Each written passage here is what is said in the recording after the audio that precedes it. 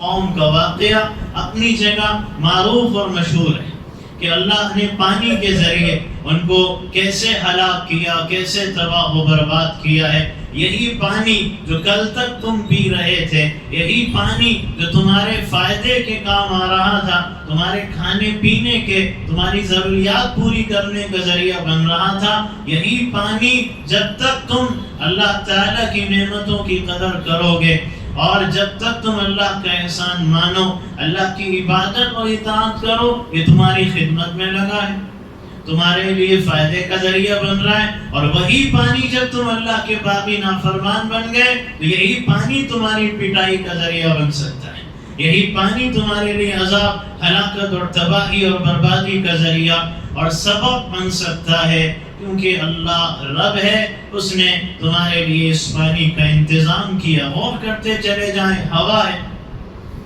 انسان ہوا پہ غور کرے، اللہ نے ہوا کے ذریعے کیسے ربوبیت کا انتظام کیا۔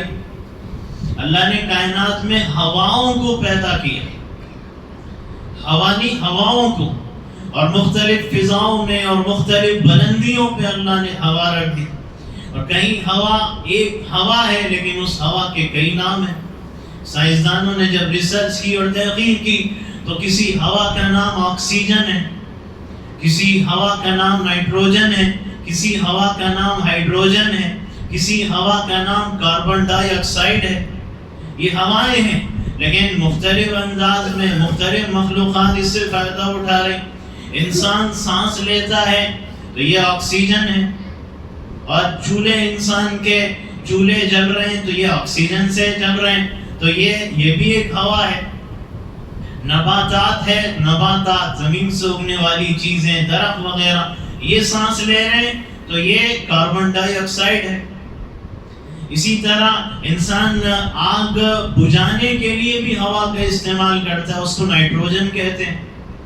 تو یہ اللہ نے کائنات میں نظام بنا دیا ہے کہ ہوا ہے اور الگ الگ مخلوق استعمال کر رہی ہے اور اس کے الگ الگ نام کائنات کے اندر رکھ دیے۔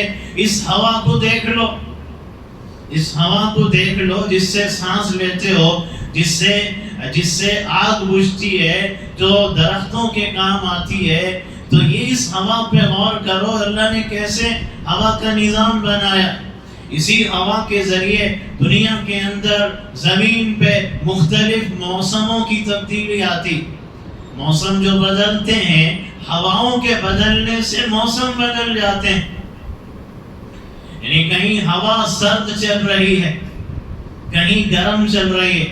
جیسے اللہ نے پانی کے اندر دو صلاحیتیں دی نا، پانی گرم بھی ہو سکتا ہے، پانی ٹھنڈا بھی ہو سکتا ہے۔ گرم پانی چاہیے، رب نے گرم کا انتظام کیا کیونکہ وہ رب ہے۔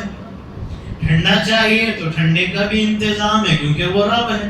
تمہاری ضرورت جب گرم کی ہے تو گرم، جب ٹھنڈے کی ہے تو ٹھنڈا، جب میٹھے کی ہے تو میٹھا، جب کھارے کی ہے تو کھارا اللہ نے انتظام کی۔ تو ہوا، تو اب اللہ نے ہوا کے ذریعے دنیا کے موسم بدلے۔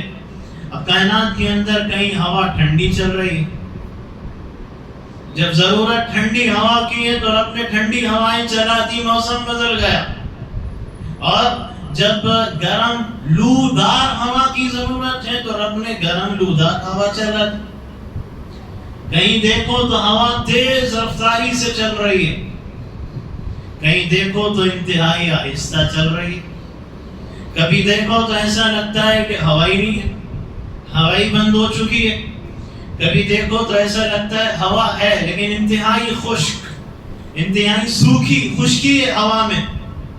اور کہیں دیکھو تو ہوا میں ایک رطوبت نظر آتی ہے جسے محسوس ہوتا ہے کہ ان قریب بادل چھٹیں گے، بارش ہوگی۔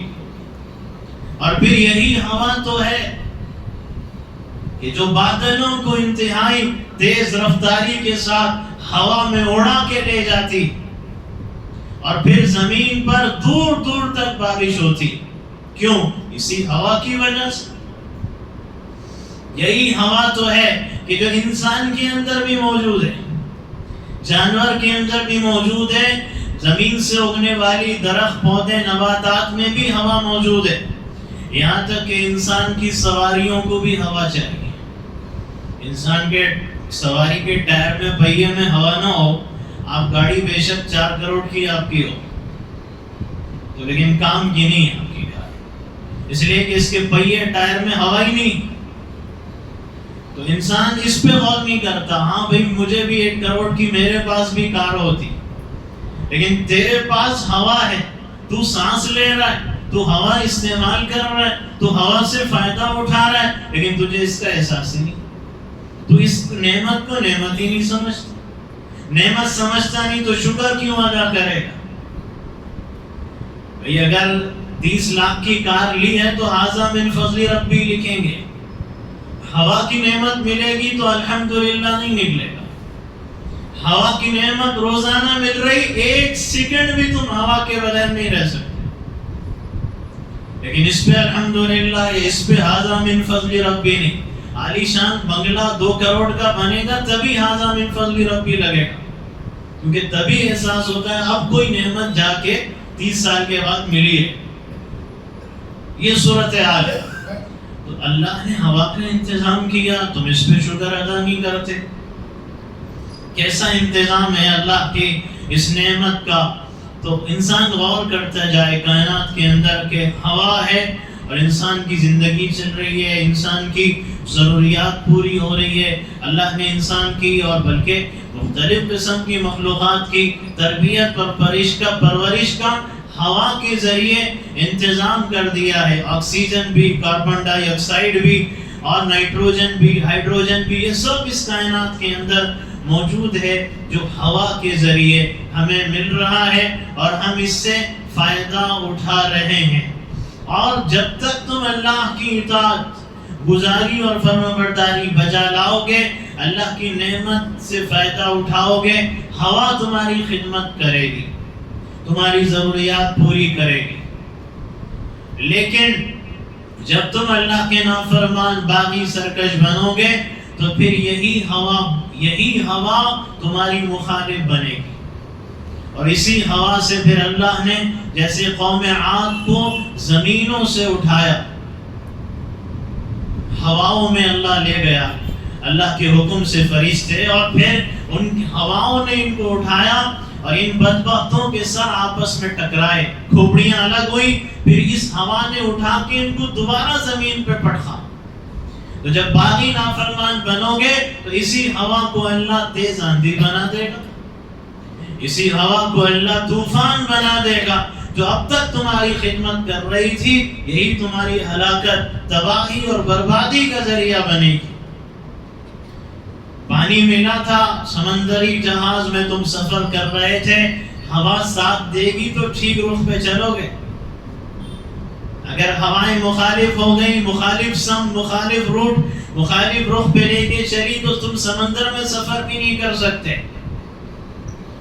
اللہ کی یہ نعمت ہے لیکن انسان اس پہ غور نہیں کرتا. کن کن نعمتوں کو بیان کیا جائے، کس کا تذکرہ کیا جائے.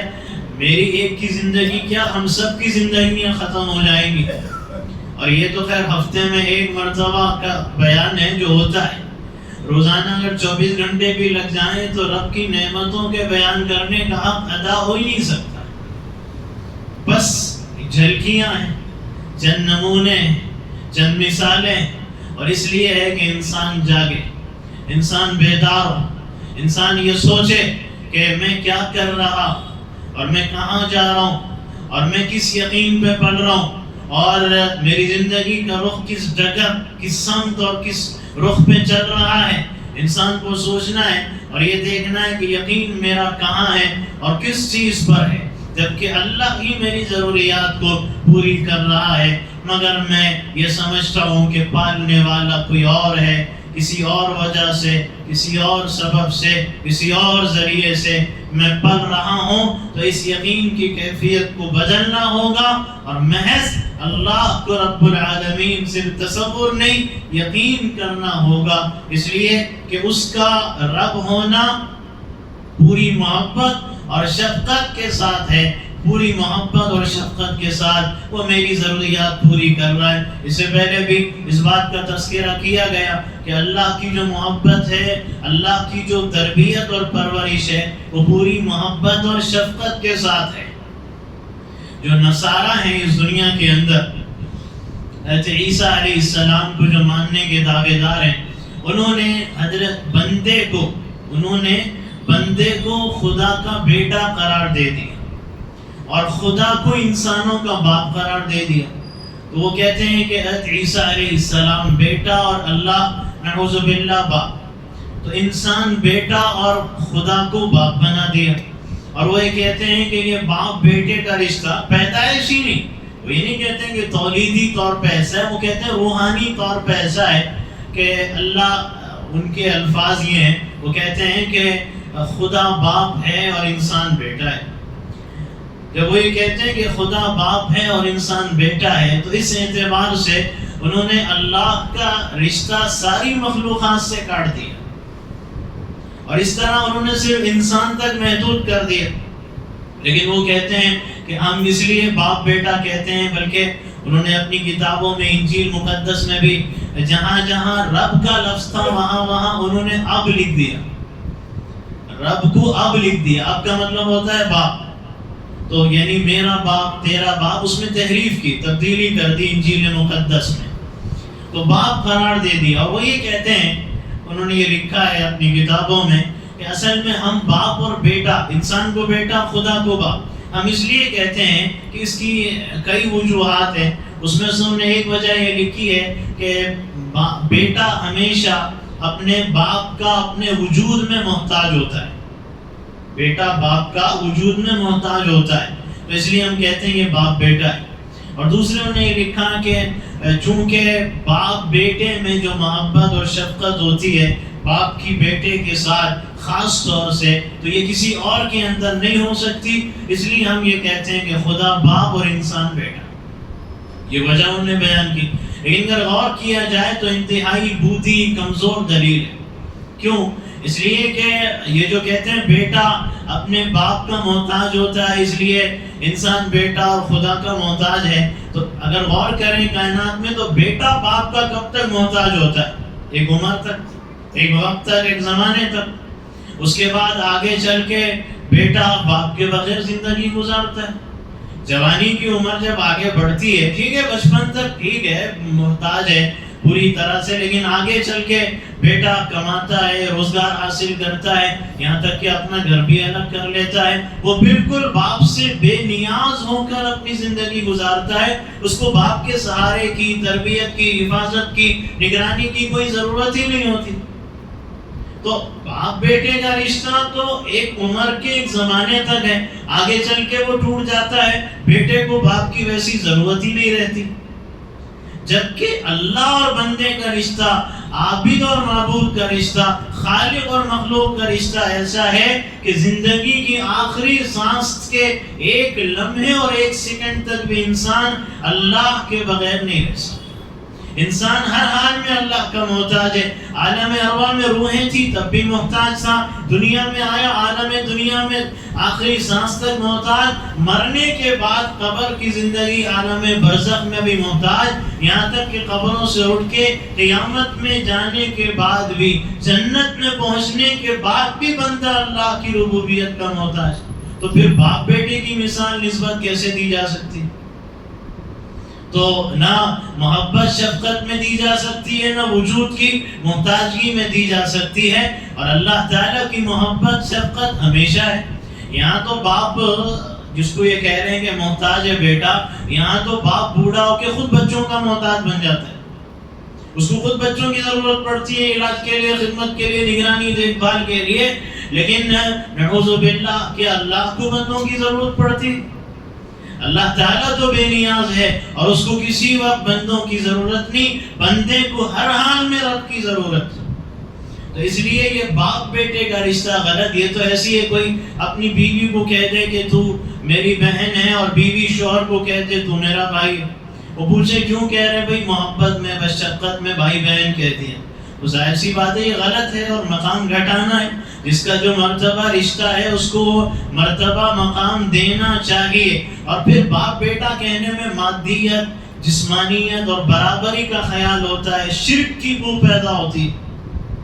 تو اس لیے باپ بیٹے کی نسبت کسی بھی طرح نقلی انداز میں تو دلیل کی دنیا میں تو جمتی نہیں، عقلی انداز میں بھی یہ بات ہرگز سمجھ میں آنے والی نہیں، کیونکہ بندہ ہر حال میں اللہ کی ربوبیت کا، اس کی تربیت کا اور اس کی پرورش کا محتاج ہے، اور کسی حال میں بندہ اللہ سے بے نیاز نہیں ہو سکتا۔ ہر حال میں ہر مخلوق اللہ کی محتاج ہے، چونکہ اللہ رب ہے اور ہر عالم میں، اور اللہ ہر دنیا میں رب ہے۔ وہ کسی ایک مخلوق کا نہیں بلکہ وہ رب العالمین، تمام عالم کا، تمام جہانوں کا وہ رب ہے۔ جیسے بعض بنو اسرائیل کے اندر یہ تصور قائم ہوا، اس کے علاوہ مختلف روم، بابل اور ہند کے علاقے میں، بعض علاقوں میں لوگوں نے یہ تصور قائم کیا کہ خدا اللہ صرف ہمارا رب ہے، وہ کسی مخصوص قوم، کسی مخصوص نسل، کسی مخصوص قبیلے کا رب ہے۔ تو اللہ نے یہ بتایا کہ میں کسی ایک رب القوم نہیں، رب القبیلہ، رب العشیرہ نہیں، یا میں رب العراق یا رب العرب یا رب العجم نہیں، وہ رب العالمین ہے۔ تو تمام عالموں کا رب، اور تمام عالموں کا رب اس لیے کہ وہ تمام عالموں کی پرورش کرتا ہے، تمام عالموں کی ضروریات پوری کرتا ہے، تمام عالموں کی تربیت کرتا ہے، اور تمام عالموں، تمام جہاں والوں سے اللہ محبت کرتا ہے۔ تو اس لیے وہ تمام عالموں کا رب ہے، تمام جہانوں کا رب ہے۔ اب عالم اور جہاں بہت سارے ہیں، ہر ایک کا ایک الگ الگ عالم، اونٹوں کا، گھوڑوں کا، جانوروں کا، انسانوں کا، پرندوں کا، نباتات کا، حیوانات کا، اور اسی طرح کائنات کے اندر انسان کا جسم ہے تو بالوں کا الگ عالم، پروں کا الگ عالم، انسان پرندے اگر ہیں، اور پھر چمڑوں کا الگ عالم، ہاتھوں کا الگ عالم، پیروں کا الگ عالم، آنکھوں کا الگ عالم، کانوں کا الگ عالم، دماغوں کا الگ عالم، سروں کا الگ عالم، جنگلوں کا الگ عالم، پہاڑوں کا الگ عالم، سمندروں کا الگ عالم، دریاؤں کا الگ عالم۔ یہ عالم اللہ نے بنائے، بے شمار عالم ہے۔